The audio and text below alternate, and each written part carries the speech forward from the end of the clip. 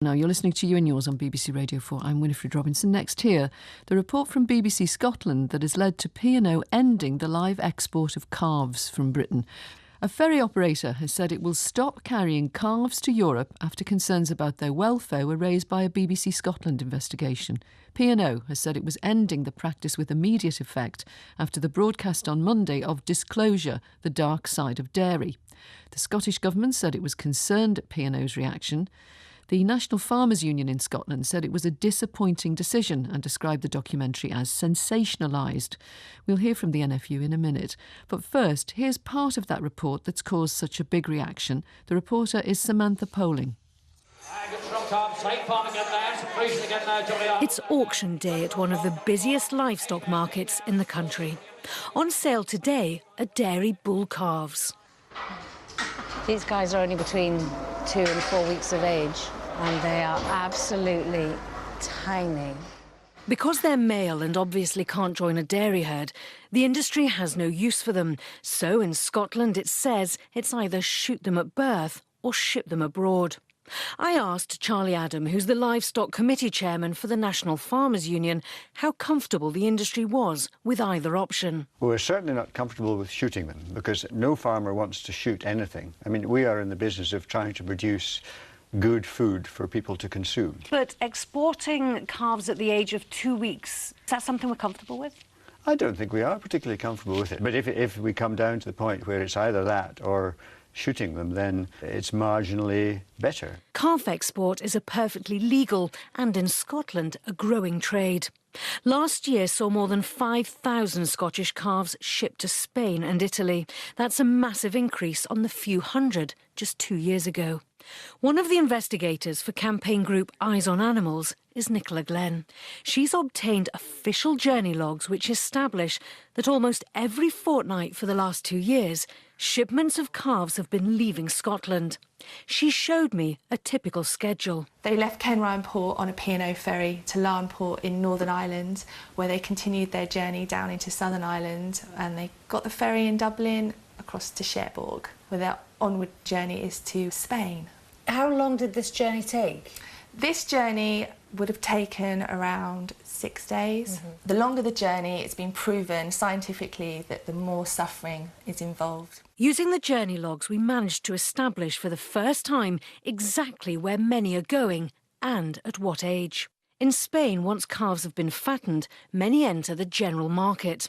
And that's when some are further exported to North Africa and the Middle East, where they'll face non-stun slaughter. Journalist Bilal Hasna showed me footage of what happened in one Egyptian slaughterhouse.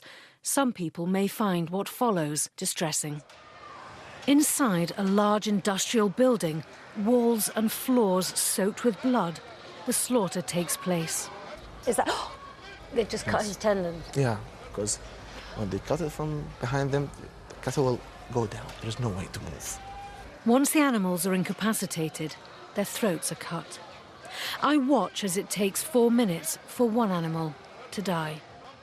The conditions I saw would be illegal in the UK.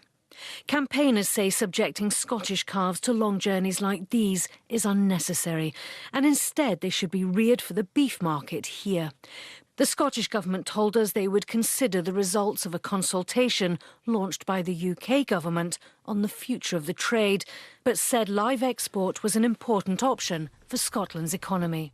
Samantha Poling reporting on the Scottish trade in dairy calves.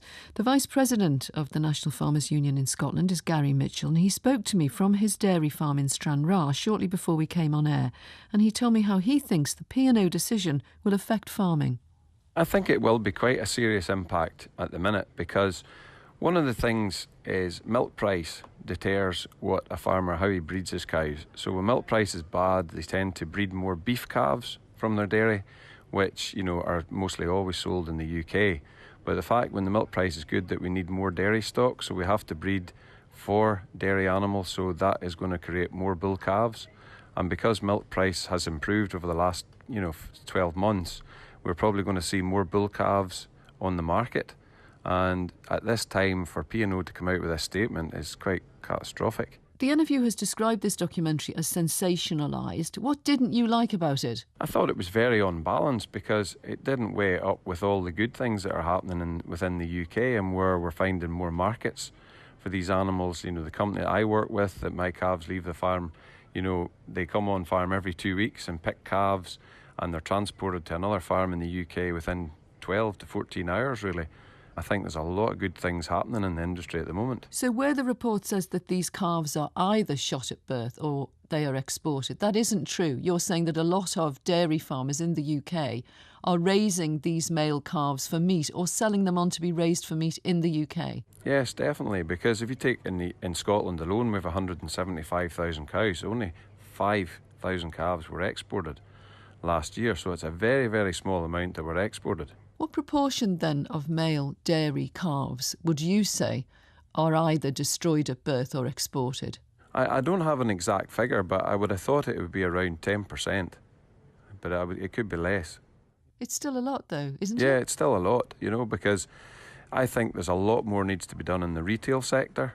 I think they haven't done us a lot of favours in trying to say that dairy beef is inferior when, as a dairy farmer in a previous life, I actually done this job. I used to actually go round farms and buy the calves and rear them up and finish, and I actually know the product is very good. If it's done correctly and raised right on farm and fed correctly, it makes really good meat. And I think, you know, our retailers, you know, have a lot to answer for here, where I think they could make a significant difference to this market in a very short space of time. Do you think this is another example of people seeing the reality of modern intensive farming and just not liking it? Yeah, and, you know, we need to do more work in, you know, people reading labels and understanding, you know, if they want to buy products that are from some countries that we know their standards are inferior, that's one thing that we want to stop, because, you know, we are only about 60-70% sufficient in beef. So this country has to import the rest. So why do we need this practice? That's Gary Mitchell from the NFU in Scotland.